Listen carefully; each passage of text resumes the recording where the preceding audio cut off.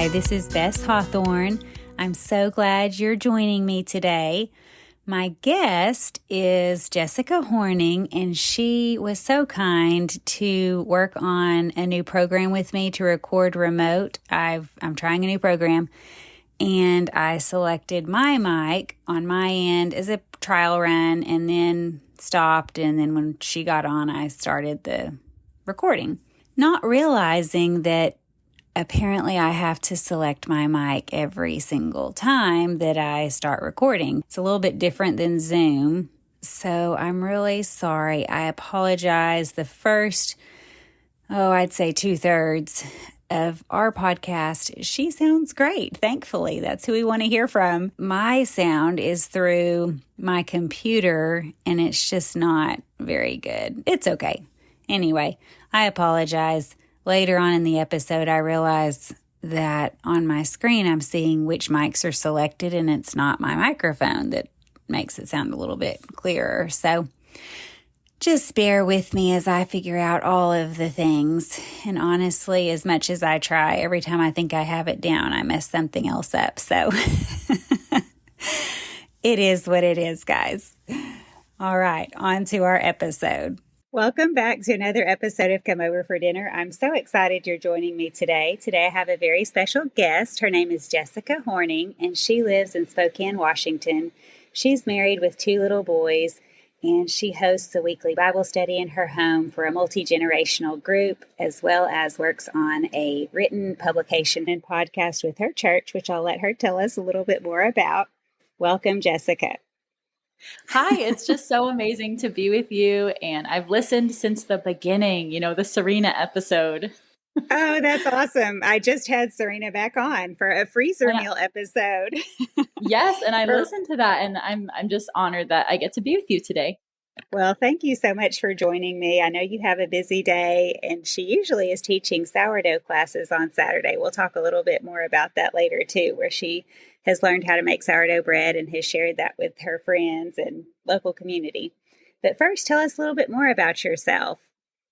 Yeah, so I was born and raised in New Jersey, actually, and I lived there all my life with my big Italian family, and food was always just amazing, and we were always together with our grandparents and cousins and uncles and aunts, and it really was pretty crazy that I moved out to the Pacific Northwest. I was really kind of one of the first to branch out, and I came out here for Moody Bible Institute, which was really a little campus at the time. And then it ended up closing the year that I graduated. So it's originally in Chicago, and there's a little branch in Spokane that closed when I graduated. So I was thankful that I could finish my years of college and stay in Spokane without having to go back to Chicago, because I met my husband at church and I just wanted to stay in Spokane with him. So we got married the same year I graduated, had 2 kids within the next few years. And I was a teacher before I was a mother, and I worked at a classical school here in Spokane, which was a joy.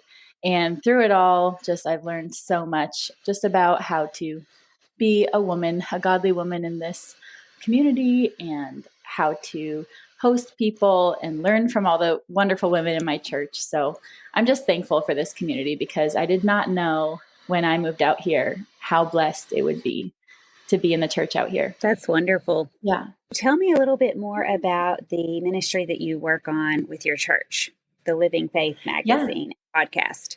This was something recent in the fall that I was asked to do, where I was asked to kind of just talk to different members of the church and talk to them about hospitality and share that. And I really was collaborating with them on this section of the magazine because of your podcast and how inspired I was to encourage others in the different ways that you can be hospitable. So I had talked to a few people, and then they asked me to just head it up. So I did, and it started as a written publication, which then now is part of the podcast. I do a little segment on their podcast. The podcast is called Faith Matters by Faith Bible Church in Spokane. So yeah, the Faith Matters podcast is really encouraging, great theology episodes and stuff. And then I have my little corner or it's the hospitality highlight. So it's fun. And then I get to have just an amazing group of people over my house every week for Bible study. And my husband and I gain so much from that. I mean, having older generation, middle-aged couples down to, I guess, my age, having babies and young. It's just so encouraging to just see God's faithfulness through all the years. We have a missionary couple in our group too. So we just gain so much from the wisdom in the group. So I feel very grateful that we get to host. And I feel like I unlocked like a mom hack. If you want to be in a Bible study, host it. Because your kids can be asleep. It starts at 6:30. So my kids go to bed usually at 6:30. If not, I get them in at 7 because they want to say hi to all the people. They say hi to all the people, and then I put them to bed, and I'm like, oh, this is great. I just get to enjoy. And so, it was a lot harder when I had to bring the pack and plays and do all that for Bible study. But and then if they're asleep, you have to wake them back up and then take them to your house and do the whole thing over again. That's tough. Yeah, they were troopers in that season, but I'm thankful that we get to host now. Yes, that actually is a really great idea. Just have it at your house, and then you don't have to worry about how late people are staying or how late the Bible study goes. Do y'all typically do food at your Bible study? Well, it's actually when I entered into this Bible study, we were the new ones. And I was pretty surprised that there wasn't an expectation of food. And I was like, oh, I think I need to change that. I'm just going to start bringing stuff because, it's always so nice to have either like cookies or, even something like nuts or something out, nut and cheese or crackers. So I started to bring things, and it's not an every week thing. It's sometimes collaborative where either I do it or another member does it. But I just was like, I think it's fun. And my husband is a hunter. So sometimes when he comes back with a deer, we'll make some venison steaks and cut that up for people just to sample. Or with my sourdough business, if I'm testing flavors, I'll just put it out for people and say, what do you think? Like, give me your full review. So it's just, it does bring people together and have kind of a fun memory together when you have food in the center. So I just thought I'd add that to it. That's always a fun element. You did have a business teaching sourdough classes, but I hear you're moving away from that. Tell me a little bit about your journey learning a sourdough bread. Yes. So a couple of years ago in the pandemic, my best friend was like doing sourdough. She was doing the whole thing like a lot of people were in that time. And I told her, I will never do sourdough. I will never, because it was just too hard. I was a teacher, full-time classical teacher. I just thought this is too busy of a season. I don't want to babysit this extra baby on the counter that I have to feed every day, which was a myth. You don't have to feed it every day. It can live in your fridge and be happy and thriving. So I didn't really know that at the time, but I told her it's never going to happen. But then she did get me to try it a couple of years later. And I just fell in love with baking sourdough and really trying to incorporate it into any recipe that has flour. Truly, any recipe that has flour. I just look up sourdough discard meatballs or whatever it might be. And so I just try to incorporate it everywhere I can because there's benefits with the pre-digested gluten and just how much better it is for your gut, and you can digest it better when it's already pre-digested. So I was like, this is amazing. And all of the science about it really just wowed me. And the fact that God created the wild yeast in the air that contributes to cultivating the yeast in the sourdough. So I was like, I need to teach people about this. And I had already been teaching friends and people from church, but then it started to become like more and more people at church where I was like, oh, that's a lot of time. So why don't we just do a group class? And if I do a group class, I should maybe have some supplies. And if I'm going to buy supplies, maybe I should charge money. So then I just decided to open my business, Leaven and Light. And that started out as classes. That was this winter. And then as it went on, I started to sell loaves of bread. And then as I started to sell loaves of bread, I was realizing that that part of the business, the bread selling, was a lot more sustainable than the classes because my little ones always have to be out of the house when I have classes, and there's strangers coming in from the community. And I was just like, I think right now with what my husband and I discussed, we were like, I think we just need to stick to me making bread for the community. So now I do that. So I have bread pickups on my porch. I create a little storefront with like a nice carpet and wicker basket and just kind of decorate it all nice. And people just come up and grab their ordered goods. And it's just really fun that I get to have people experience my home cooking with sourdough. It's good to recognize that at different times in life, the things you're able to do, the hospitality you're able to offer is a little bit different depending on what your situation is. So you having two little boys at home, it's so important that you are choosing the very best thing for them. And it does sound like you are, instead of the classes, you're doing just the baking. And later on, when they're older, you could pick the classes back up again if it's something you thought you would still enjoy. Yes. I told my husband the classes are like my passion project. I just get so amped after every class. And so when we did decide that I was going to stop classes, he was like, let's not sell any of your equipment. Let's keep it and just save it for another season. And I was encouraged by that because I was like, I can still do it someday, just not now. It goes by faster than you think. When you're in the middle of it, it seems like, oh, this is going to last forever. All the constant hands-on. Which, by the way, how old are your boys?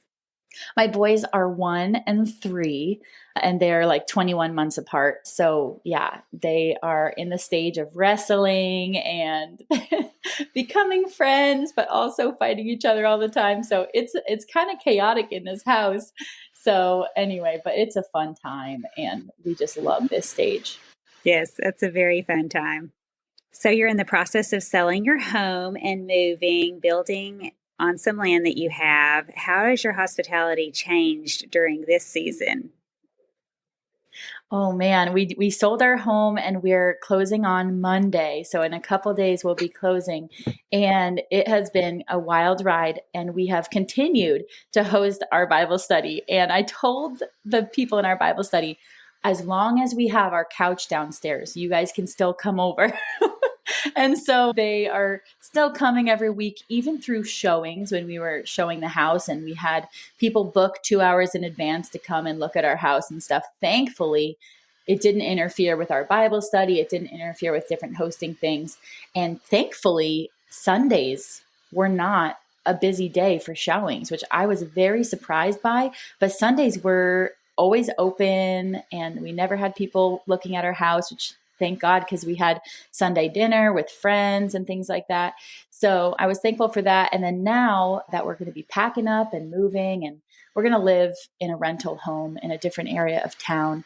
And I'm really excited to just be in a new space, new kitchen, and it'll just be a different pace of life. But I'm thankful because I think I'll be closer to some people in our life that maybe it wouldn't be as easy to, fellowship with if we lived on the opposite side of town. So we get to do that during this season. And then hopefully this summer, we'll be able to get onto our land when our house is fully finished. And then we can move in, and it will be not glamorous yet because it will be very dirty. It will be a dirt patch for a long time. But I will have people just take off their shoes at the door and make themselves at home.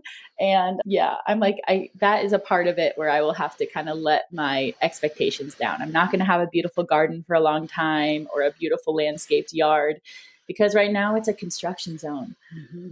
But even in the process of us building, it's been so fun to still be hospitable on our land where we can literally have a construction zone, and my husband just invite all of the different couples that we're friends with, and we have a bonfire burning all of the trees and the brush that we need to burn. We have a bonfire, or we have 2 grills. So we brought 1 grill out to the land and decided that we were going to just keep that for hospitality. And so we'll grill up some brats or grill up some burgers or whatever it might be. And everybody have their camp chairs and we can still eat. So it's been fun to find ways to still have fellowship on the land where there's no buildings, no homes, no shops, nothing, but we have chairs and we have a grill and it's a fun time. You just have to watch out for ticks.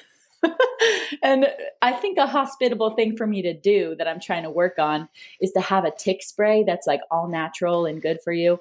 And I would love to just offer that to any guests because we are in a forest. So I just want to be hospitable and say, hey, if you want to do this, this might save you from any critters. That is a great idea when you're hosting outside to offer something that would protect them. I know in the South, I would think of mosquitoes where we lived in Yeah. town in the summertime when it was dusk. You'd be eaten alive if they liked you. They loved me. And now there's so many things out there that are good for you that you can put on your skin, different like essential oil mixes or whatever that'll keep them away. And yeah, so now we can just get those, and that can be for a rainy day or a very hot day when your guests are over and you need to offer it to them. One time my sister had, it was some kind of essential oil. I don't remember what it was that repelled mosquitoes. It was something like tea tree oil or cedar oil or something that was the main essential oil that you could use in mixes. The mosquitoes were eating me alive, and she happened to have this on her. And instead of mixing it with anything or just putting a drop or two, I was so miserable and getting eaten so bad that I just was like sprinkling it, kind of like a drop here, no. drop there, pretty, those essential oils are so strong. Pretty soon I smelled like The Walking Dead. I mean, it was awful. Nobody wanted, they got in a foot of me and were like, what is that smell? Oh my goodness, you were just a walking essential oils magazine or something. I did not repel mosquitoes only. I repelled humans as well. I had to go home and take a shower. But hey, I was of course, that for is the hilarious. last little bit of standing outside. The mosquitoes did not come near me. Exactly. But yes, as anyone knows who has been surrounded by mosquitoes, it's miserable. And ticks also are such a terrible thing. If you go home and your kids have 6 ticks you have to pull off, it's kind of traumatic for the kid. I'm a little bit nervous about living out in the woods because I am a city girl coming from New Jersey. I would have never thought that we were going to live in a forest. And this place is thick, thick woods. But we're excited the boys will get to play and run 10 acres. But yes, we will definitely be doing some airport security every time they come in the house. Check you up and down. I'm sure. Turn you around. Yes, you'll learn all the tips and tricks from other neighbors or friends who've lived out in the forest too. I'm sure there's lots of fun things that you can learn and ways to prevent ticks from coming in all the time.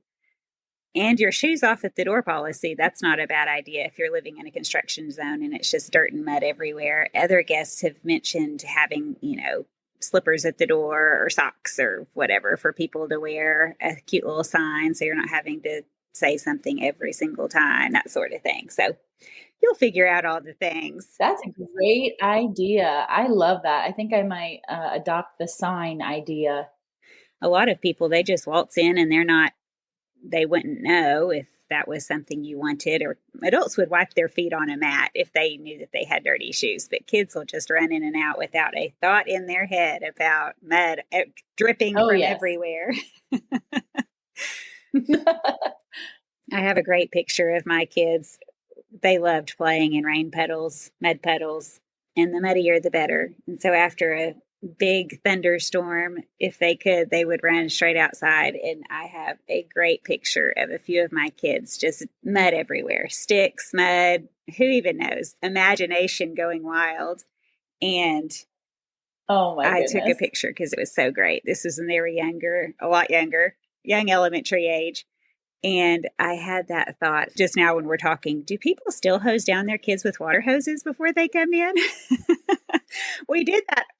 We did that all the time in the South. Of course, it's hot there, but we often had water hoses and you were hosed down before you came inside. Yeah, we might have to definitely do that, at least from the knees down with my kids. And then they ran straight to the tub. Yes. So coming from an Italian background, did your family teach you how to cook? Did you learn how to cook growing up through being around family?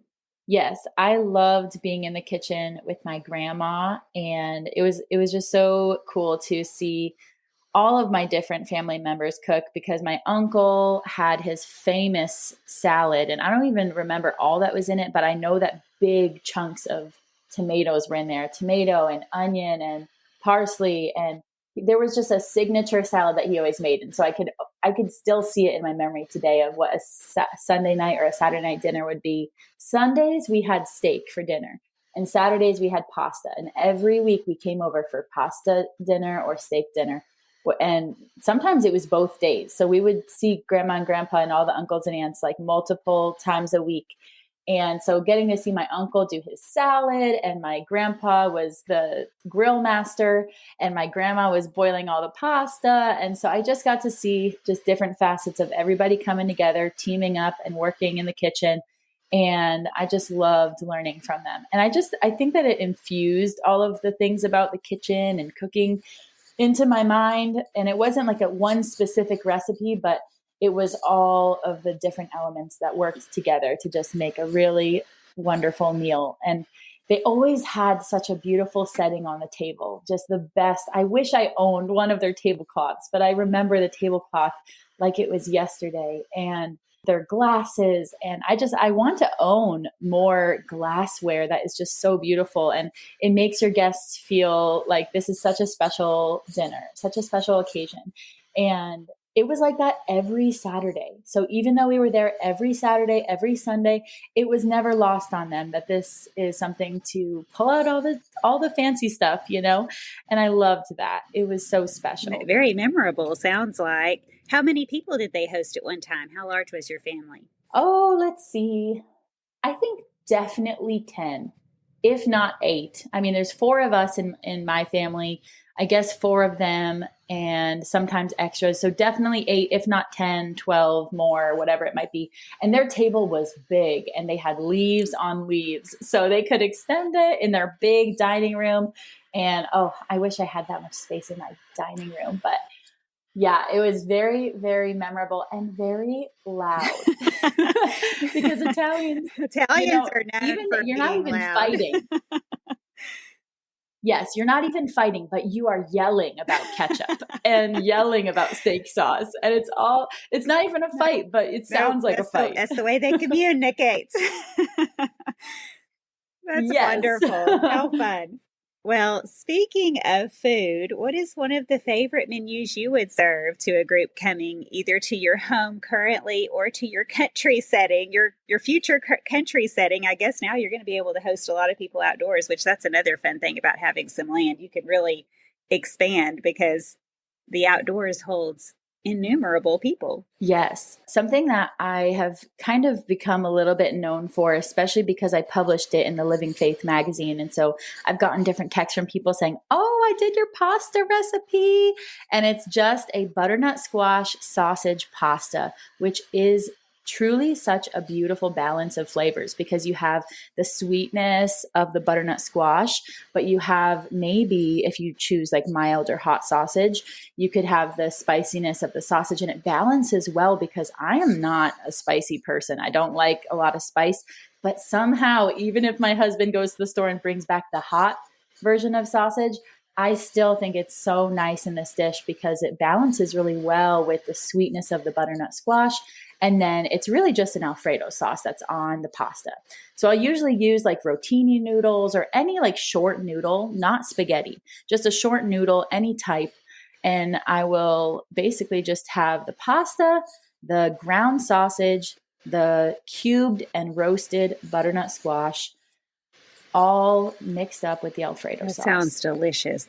And kids love pasta. So it's like, they get the yummy pasta, but they're also getting protein from the sausage, and they're also getting sneaky vegetables from the butternut squash. So that's really good. Do you serve this as a one-dish meal? I didn't grow up with tons of sides in our main family table. When I was at Grandma and Grandpa's, there was salad, there was bread, there was everything.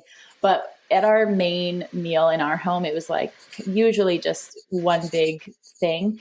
And so I'm not prone to have sides. So usually I'll just make that one pasta dish, the butternut squash sausage pasta, and then I'll ask the guests to bring salad, bread, dessert, whatever it might be. But this pairs really well with salad, obviously, because the heaviness of the pasta, you're going to want something refreshing. But you could also just throw in some roasted green beans or roasted vegetables of any kind, and something refreshing if you're going to do a dessert. Nothing real heavy, because this is quite a heavy dish, especially with the Alfredo sauce, that usually I'll do like my lemon bars or something like that because it's bright and refreshing That's that a way. great idea. What is the shortcut or time saver you use when making this menu? Can you make any of it ahead? Do you ever make your dessert and freeze it ahead? Or what would you suggest if you were trying to manage little ones and create a whole meal for company coming over? Yeah, I would recommend slicing, or I guess you would peel the butternut squash and slice it ahead of time and maybe have that just in a container in the fridge waiting for however long. I mean, it could be in there for a couple of days if you want to. And then if you could, I would brown the sausage beforehand as well. And you could even just put that in the fridge overnight too. So it doesn't have to be all done at once. It could just be those elements are already prepped and you just have to throw it in the sauce when it's time. But you do have to roast the butternut squash. And that's what really gets those sweet flavors out once you roast it. So I always tell people the dish is going to take as long as it takes to roast that butternut squash. So for me, it takes 20 minutes. So I know that this meal is going to take 20 minutes. So when my guests are coming over at 5:30, I'll usually pop it in the oven at 5. And then in that 20-minute time, I'm boiling the pasta and getting the ingredients ready for the sauce. And then once it comes time, I just throw that butternut squash and the sausage and the pasta all in that sauce. And it's really pretty simple to throw together once it's prepped ahead of time. I definitely recommend it. And another thing that's sneaky about this recipe is there's spinach, chopped spinach in the sauce as well. And I like to freeze Costco bags of spinach. I will transfer it into like my own Ziploc bags and just freeze that so that anytime I need a fresh green like basil or spinach, it's in the freezer. I just grab a chunk of it from the freezer and I chop it up. It's actually way easier to chop frozen spinach versus fresh. And so I just chop that up real quick, throw that in the sauce, and I'm good to go. I really never feel like I have to always be running to the store for fresh herbs or things like that because it's in my freezer. So I definitely recommend freezer prepping those garnishes as well. Isn't it fall that is the main season, fall and winter? Yes, and this is a great fall and winter dish, and I make it more in that time period, but especially if I'm hosting in the spring or summer, it's really nice to have this because, with red sauce pasta, like bolognese sauce or something like that, you really want that really hot, fresh and ready. But this dish is even good, 10, 20 minutes later. Like it doesn't have to be piping hot to be so delicious because of that Alfredo sauce. And so I even will eat it cold sometimes because it's just so good out of the fridge the next day. Alfredo sauce is pretty delicious. Yeah.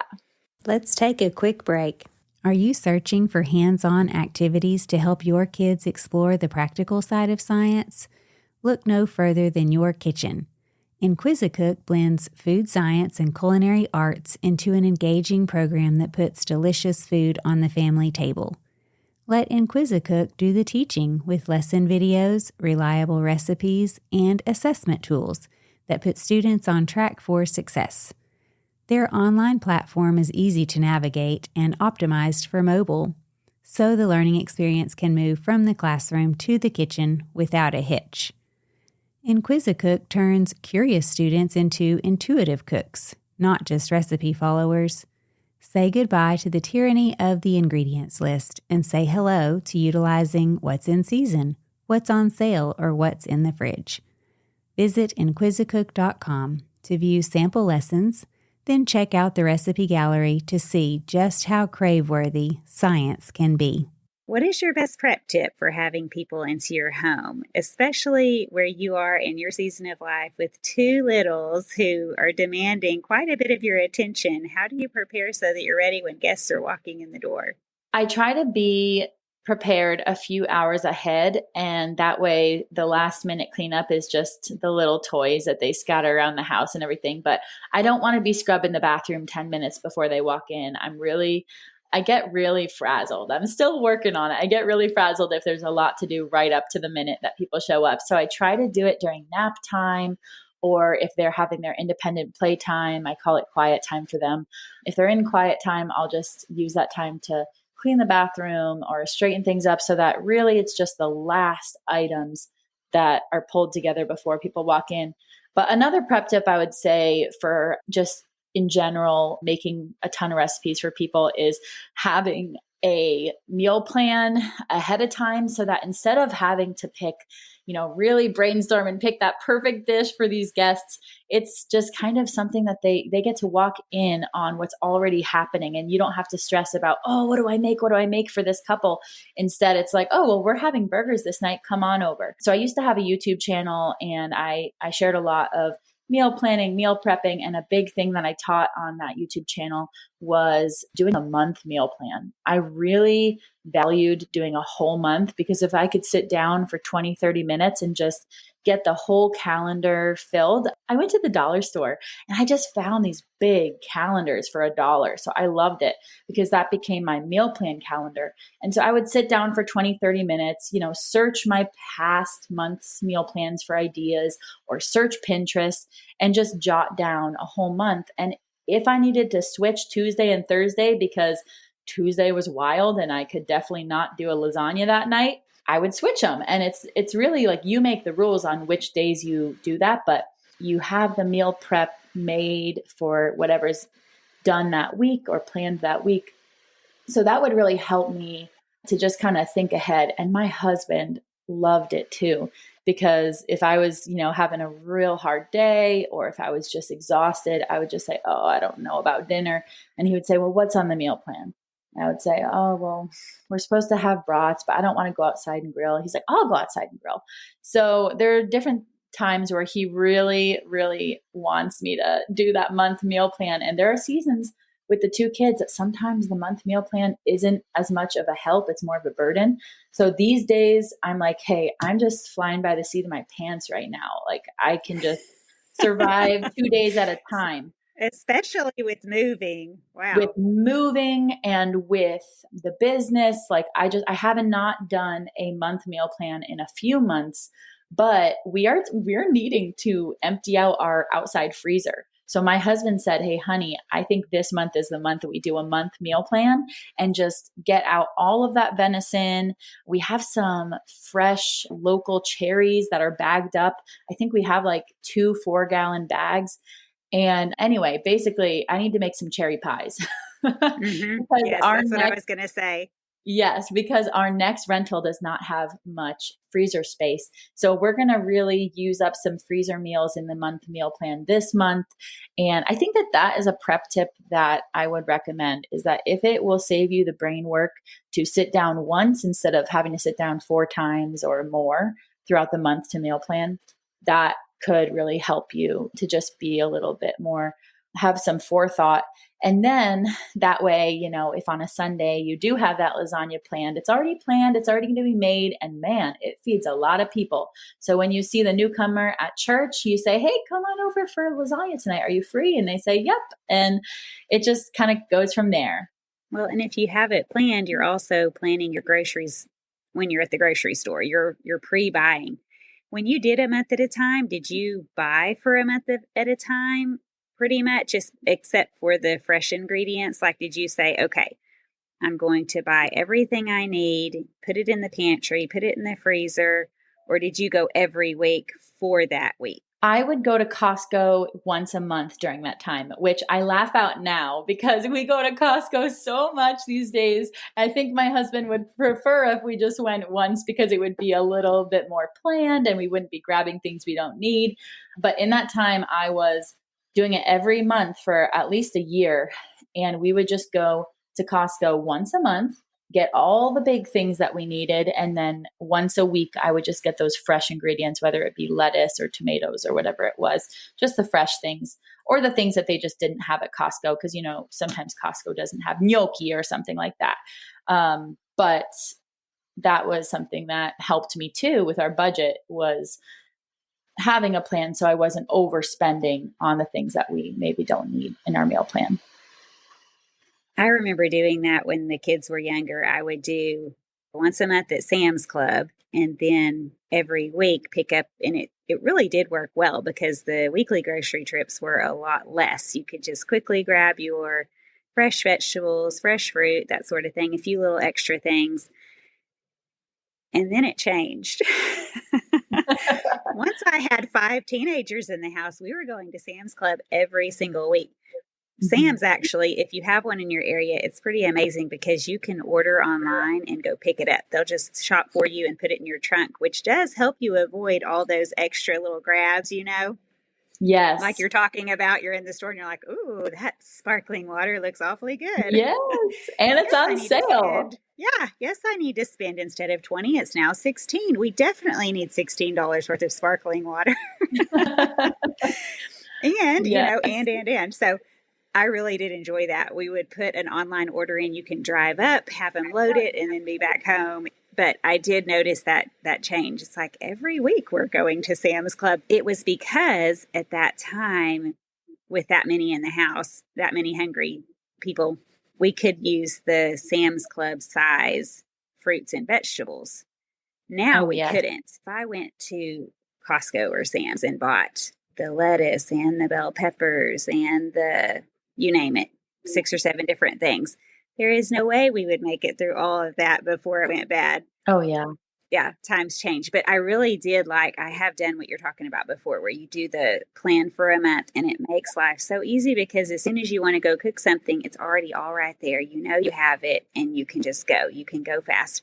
And you can kind of think through early in the day, okay, I can brown my sausage right now and put it in the fridge, or I can chop these onions and put them in the fridge. It really does make it go fast. So that's a fabulous idea. Yes, I didn't know that about Sam's Club, and we don't have that around here. I wish Costco had that because when I was postpartum with my first and my second, I used the whole Walmart pickup thing as like my mom hack was just, I don't have to take my 2 kids in the store. I can just pick it up. And my husband is a truck driver and he delivers to all the grocery stores that are, within range of his business, and it's very specific stores. So he only really wants our household contributing to Rosars and Yolks. And I've so he never said, heard of well, the honey, second one. oh, Yolks is kind of like Rosars, it's very similar, but different owners. But yeah, so we don't shop at Safeway. We try not to shop at Walmart anymore because my husband's like, we want to pour into our company. So I'm like, okay, honey, okay. But do they have the grocery pickup is the thing.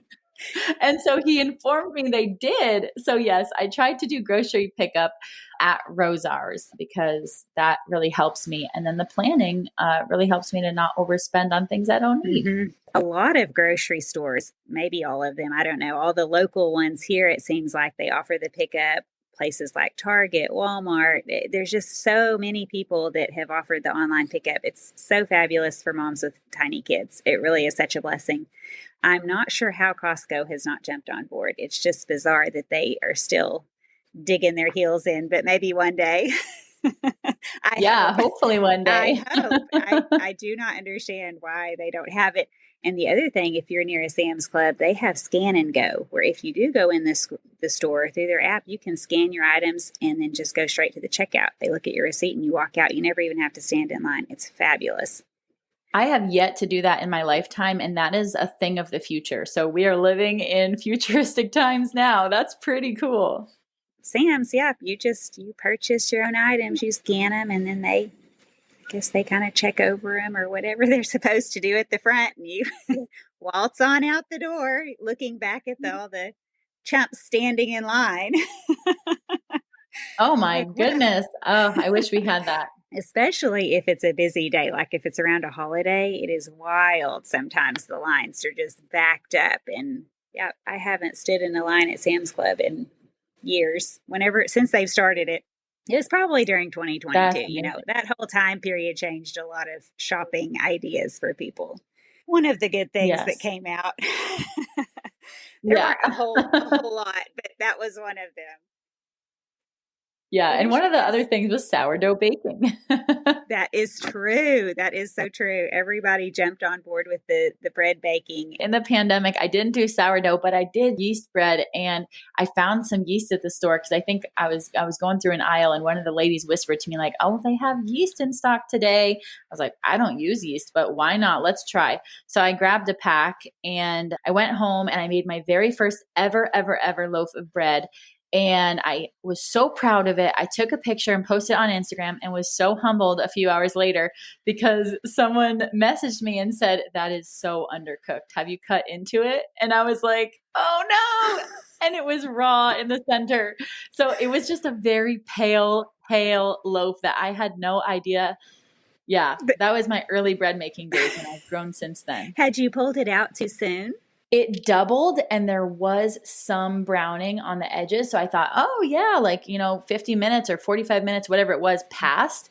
So I thought, oh, it's done. But it apparently was so pale and the person just couldn't tell. And so anyway, when I cut into that bread, I was so disappointed and I was like, what do I do to use this bread? So I chopped it up and I knew, okay, like we're not going to put this on sandwiches because it's just so gummy in the Mm-hmm. center that I chopped it up into a French toast casserole, and that washed all of the wrongs away. That's an amazing reuse of bread. I love that. I was going to say croutons, but yours sounds even better.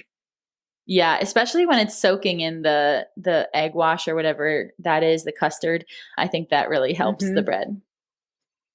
What is your best advice for showing warm hospitality to those coming into your home? How do you make them feel welcome? I think that an art, a conversation art that needs to be really practiced is intentional inquisitiveness. And that was something that I had a friend that we were discipled by, and a big word in her vocabulary was inquisitiveness, just wanting to be more inquisitive and asking more and better questions of people and really trying to get to know them a little deeper. And so, as far as warm hospitality goes, whenever there's someone in our home, we want to have more conversation than just what are your camping plans this summer. We want to ask them a little bit more about what are you reading these days, or have you been encouraged by the current study at church? Like, what ways has that helped you? And so, just trying to be pretty intentional with the conversation and not just let the surface things pass by. I'll even be thinking of questions to each family member that we're hosting like an hour before or in advance, just thinking, okay, I know that that husband is, currently studying in seminary. I wonder X, Y, and Z. And so just try to not just talk to the wife, but really try to go out of my way to be inquisitive toward the husband and the kids. And sometimes I don't know how to connect to middle schoolers. So I have to, I was a second and third grade teacher. So I love the little years. But yeah, so just trying to be really intentional with like the different age groups that we welcome into our home. And my husband also is really good at that with asking questions. And I have heard on your podcast of, prompting your little ones to maybe make a goal to ask a question of the guest that is going to be coming into the home, because then it's teaching your kid how to be inquisitive. And sometimes it can feel really crummy when you're the only person inquiring of other people and then people don't ask questions about you. And so you just feel like you don't really want to be known. And that's not a great feeling. So when people come into our home, we want them to know that we're not just going to talk all about us.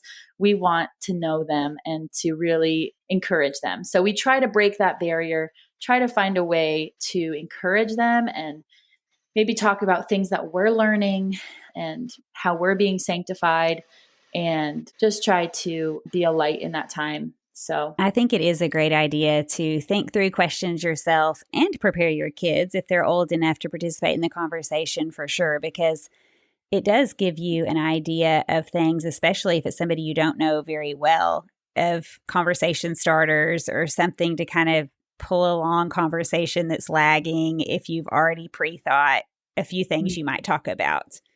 So yeah. that's a great idea. And some of the topics you mentioned are good ones to think about.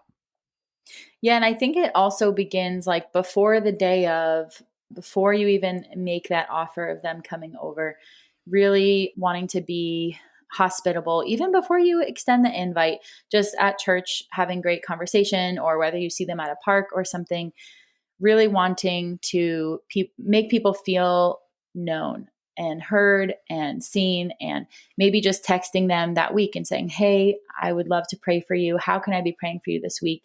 And when they share that thing, say, hey, well, I'd love to lighten a load. Why don't you come over for dinner this week? And, a bunch of times in my life, it's been like, hey, I have different friends where I am the one extending the olive branch almost every time.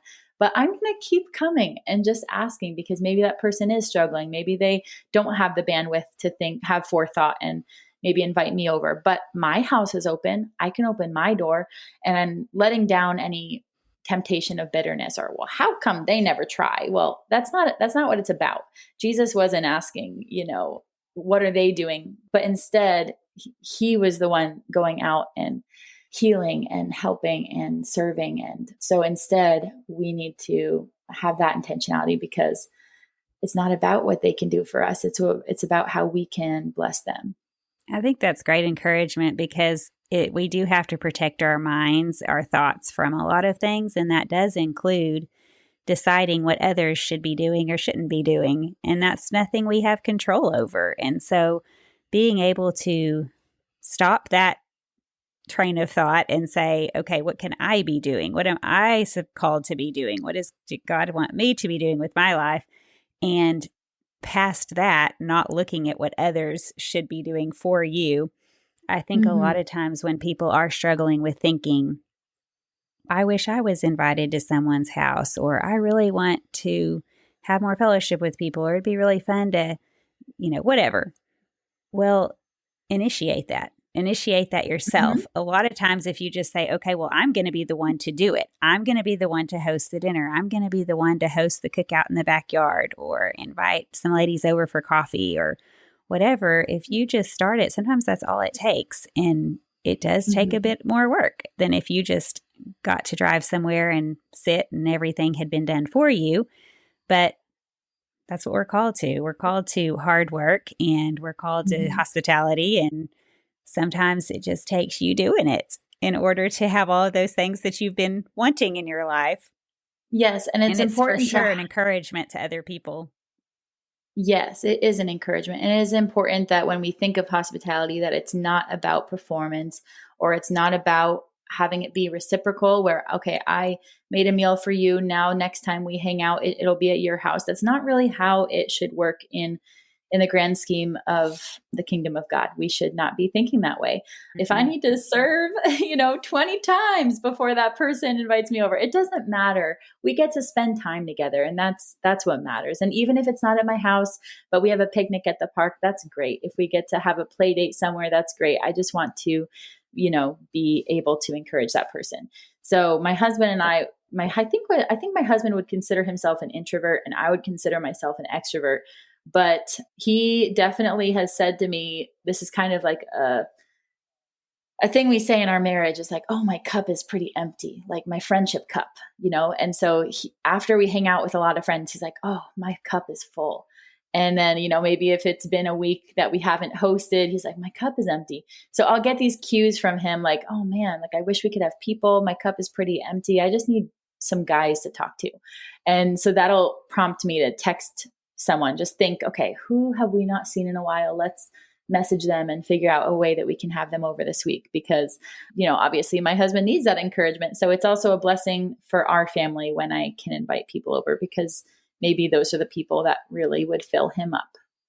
Well, and with summer coming up, if you're thinking, I can't have somebody into my home, or it's too much to have someone into my home every week, there's lots of other types of hospitality you can do. Like you mentioned a while ago, you can just, hey, let's all meet up at the park and let the kids play while we just visit. You don't even have to have food. Or you could all bring something, a little picnic, or just some snacks or cookies, or just lemonade, or, it doesn't necessarily have to be at your home. It doesn't necessarily have to be dinner. It can be all different ways. You mentioned your land where you just have a bonfire and you're maybe making s'mores and that's it. Or, just different things where you're getting together just for some good fellowship. Yeah. And being a mom of two little toddlers, I have really tried to make use of bedtime, that golden couple hours from 7 to 9, as time where I could have people over and have intentional, fellowship. So when the kids are asleep, maybe others aren't like this, but our kids just really want to go to bed like 6 or 6:30. Even my 3-year-old, he just loves an early bedtime. He's asking for it. But he also is not napping during the day. So that kind of contributes. With that being said, my kids are down usually 6:30, 6:45, and I'll just ask a group of women from church like, "Hey, if your husband is home and you'd like to come over, I'm going to have some tea and a dessert. You just come on over."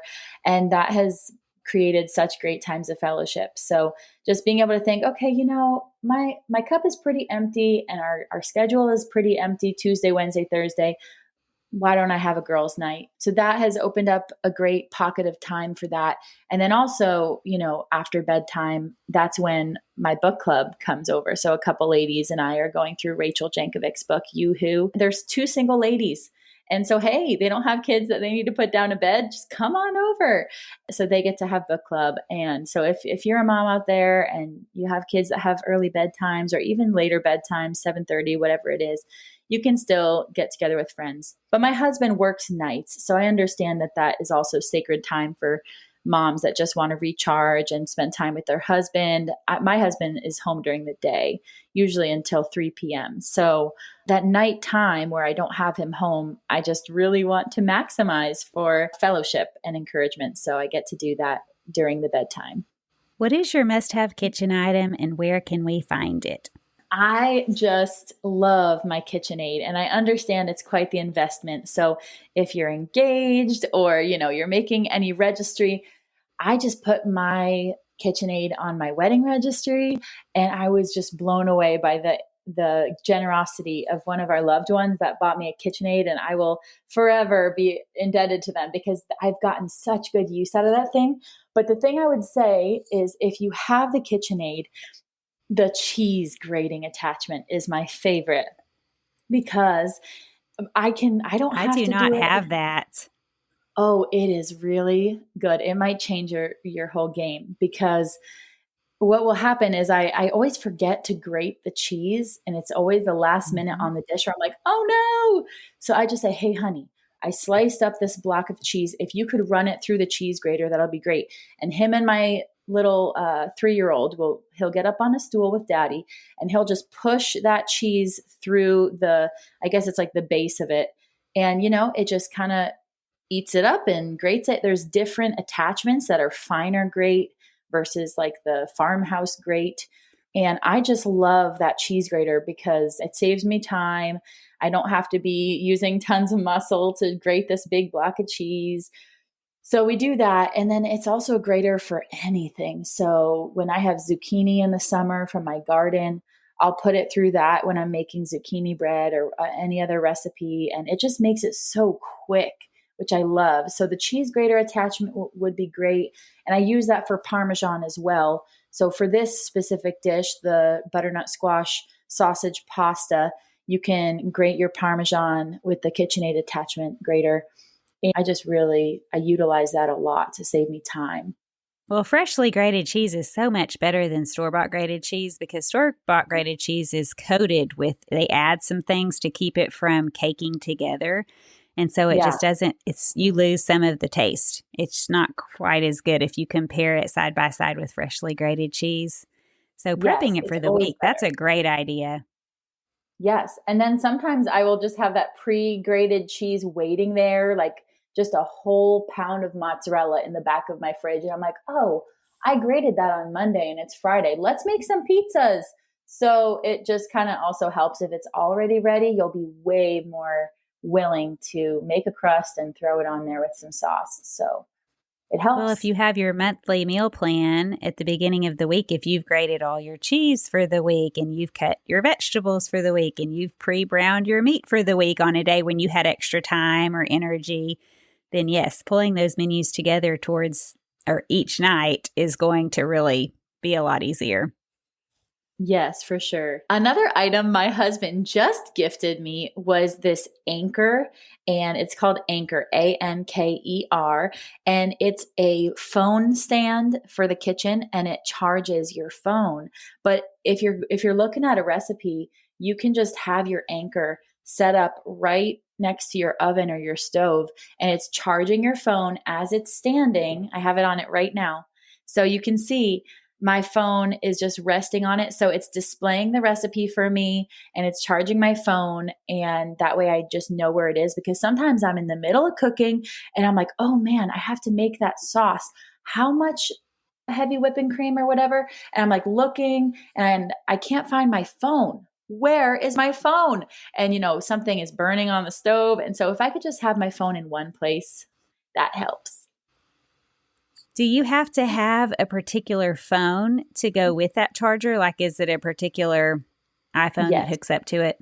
My phone, it connects, it's magnetic, so it sticks to the back of your phone. Basically, if you have an updated iPhone, or I don't know, Android or something like that, you would have to look in the description of the product on Amazon. My husband's phone does not stay on the Anchor platform, so he just needs a more updated phone, because we've had that since we were dating. But So it's yes. time for a replacement. And when you're in the kitchen, it's really fun to have a podcast going or an audio book or some music. So having it up off of the counter and not in the way, getting spaghetti sauce or whatever all over it, or getting lost. Like you said, sometimes you set it down and you can't remember where in the world in the kitchen is it under this mess. Yes. And one That- time I was working in the kitchen and I got myself in quite the pickle because I really, really couldn't find my phone. And it was just hilarious because my husband ended up finding it in the freezer. Yep. So I was When like, you set it down, you knew what you were doing. You were immediately going to pick it up in just a minute, and then your brain went somewhere else. I know. I was like, I needed to find that spinach in the back of the freezer, okay? But I just put it down and I forgot it. So if I had it on the Anchor, it would have probably saved me that whole battle of trying to find it. But I'm very thankful for it on the Mac. You can ding your phone, even if it's like on silent. Even if it's on silent, the Find My iPhone will ring your phone.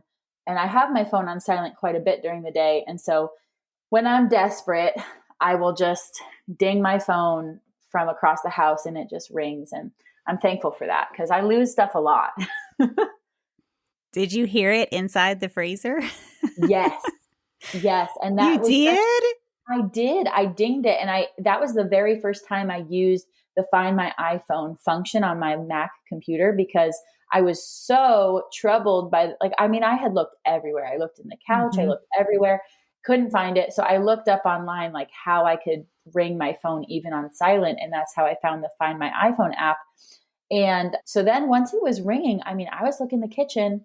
I heard something. I don't know where it was coming from. Then I realized, oh, it's coming from the refrigerator.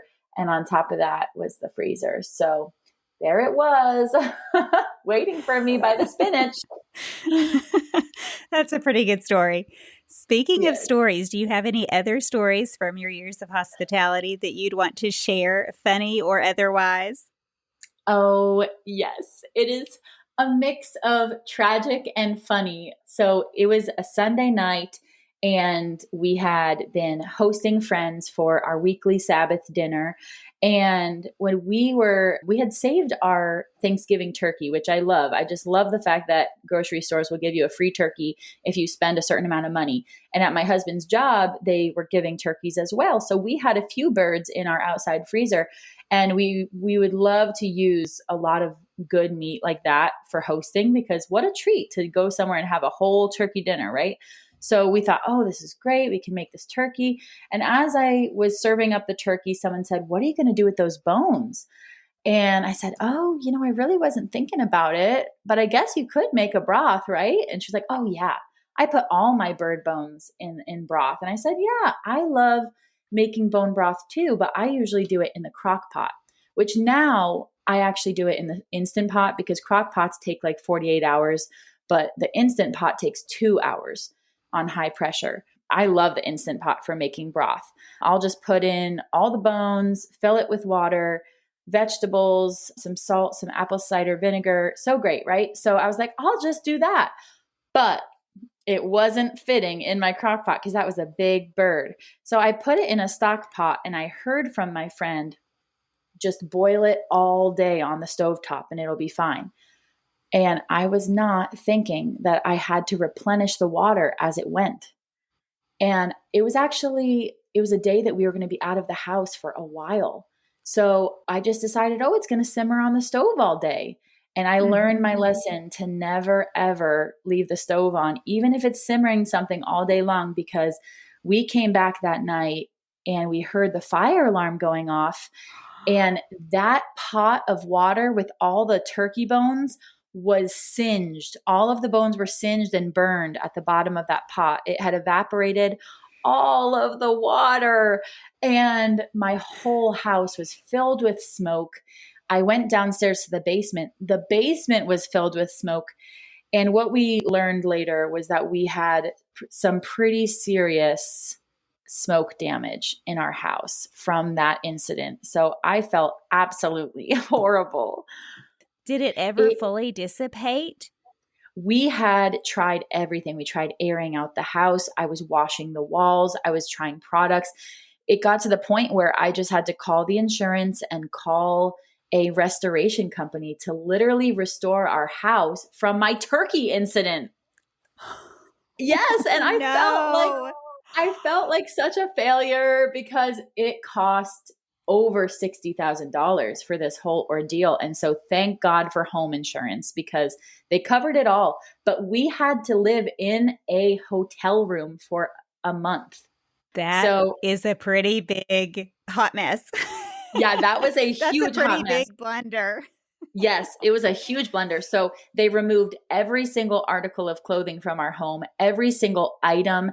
Everything was gone from our home and in their facility to basically restore everything or throw away anything that just couldn't be salvaged from the smoke damage, because wood soaks in a lot of the smoke. And so you really can't do much for wood. So any wood items were just basically gone at that point. So, man, that was a trial, but it felt so hard because I was like, that was all for a turkey. And so I felt a lot of guilt for that, but I knew I was able to see God's hand providing for us through that whole month of living in the hotel. I had my baby that was 8 months old at the time. We had our dog staying with us in the hotel room. And during that time in the hotel, we found out that we were pregnant. So it was just a big whole memorable time for us. And we found ways to be hospitable in a hotel room. That was something that I will never forget. That is quite the story. Yes, it is a big story of our life. God definitely showed his grace in that time, especially the fact that there weren't any flames, that we got home in time and could catch it before it caught on fire. Oh man, just his hand of protection for sure was there. But yeah, don't boil anything on your stove all day long. And leave. Yeah, that's a big no-no. It's honestly not a great idea to leave when the stove is on, period, unless I guess you're 100% confident that it's turned super, super, super low. Like if you have something inside the oven and you're cooking for a really long time, and you don't have to replenish water. Even then, I would be a little bit nervous. I think I have a little bit. If you're going to be gone for an extended period. Yes, I think I have a little bit of PTSD because every time someone talks about leaving something in the oven real low and slow, 250 or however low it is through church, and just come back and then you get to have a nice after church lunch, I'm like, no way, I could never. You're scarred. Yes. Well, speaking of restoration, they took your items out. Did they have to go around your house and kind of gut it as far as any kind of wooden doors like closet doors and trim and all of that sort of thing? Did they have to gut and re-put materials all through your house? So they actually had to repaint every surface of our home with like a protective coating before they put back on the color that we had.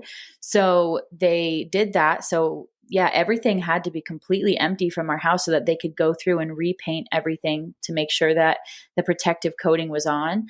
And that was after they had fully, like, I don't even remember the terms, but they had machines in our house that were like kind of, I don't know. I don't even remember, like sending waves throughout our house to zap all the smoke fumes or something. Like it was crazy. They were doing that. And then the repainting of the whole house was kind of the final measure. But they did have to replace the ceiling tiles in the basement because the ceiling tiles, they had sucked in a lot of the smoke. And so all of our ceiling and our carpet downstairs had to be replaced completely. Because as we sell our house, I'm really thankful that we could sell our house without the bright green carpet that we bought it with. God uses all things for good. We could sell it with a really nice modern carpet. Well, yes, a blessing for the future. Now that you're selling it, you can say, this has been updated. That's been updated. Wasn't your plan, but good thing. Now you're selling it. You can move on and the current owners can come into a smoke-free environment. Yes, it is perfectly restored. Well, we have all made mistakes, and that one honestly doesn't sound that bad, but I guess the amount of time that you had been gone was what compounded it. It wasn't just, okay, it's starting to burn or the pot's burnt. It's beyond. It's gone for hours like that. Yes. Oh, yes. that's a tough lesson. Yeah, it was a big, tough lesson to learn. And the amount of consequences from that and regret from that was hard. But I know that we all make mistakes. And now I'm at the point where I can laugh about it. So it's fine. Yes. And one day you'll be confident enough to put that pulled pork in or whatever it is before church. Yes. And be able to walk away. Yes. Maybe you'll have to have an app or something where you can kind of adjust the temperature, or maybe there's a camera on the stove and you can check in on it and make sure there's no smoke. Oh, yes. Maybe I will get to the point in my business where we can have cameras in the kitchen. Who knows? Yes. That would be fun. Well, thank you so much for joining me today. It's been so fun to hear your stories and your encouragement and your recipe as well. I'm very much looking forward to putting that on my monthly menu plan. Yay! Actually, my weekly menu plan at this point. I'm doing weekly, and this is going on next week's menu plan. Oh, so great. I'm so glad, and I hope that you love it. Well, thank you so much. And tell your husband and little boys, thank you for letting me borrow you for a little while. Of course. And thank you so much for having me. This has been a blast. Until next time, bye for now.